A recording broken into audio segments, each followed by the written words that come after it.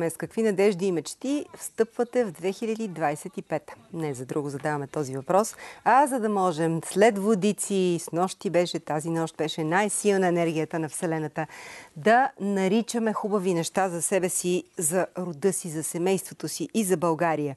Започвам с Clean and Green, Гоце Делчев, нашите приятели, за които сме разказвали, пожелават на всички наши зрители здраве, щастие, късмет и любов, да бъде Clean and Green. Още също България да бъде номер едно в много важни и смислени направления и през тази година и да се положат част от основите за това. Чудесно.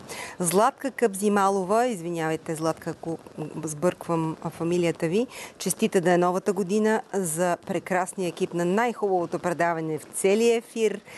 Радвам се, че така ни определяте. На себе си, на близките си и на всички хора пожелавам здраве, а на вас да ни радвате с повече положителни събития. Да бъде, казвам аз. Иляна Александрова, здравейте, госпожо Векилска, и честита нова година. Липсвахте ни. И вие на нас ни липсвахте. Бъдете здрава и все така вдъхновена, чаровна и завладяваща. Благодари за хубавите думи.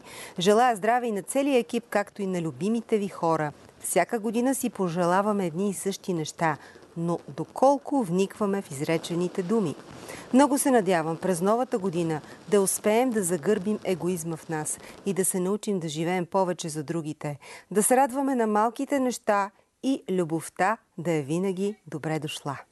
Да бъде, Иляна. Благодаря за всичката ви положителна енергия, която изпращате към екипа и през екипа към нашите зрители в цяла България, защото сте постоянна в това. Това е повод за възхищение наистина.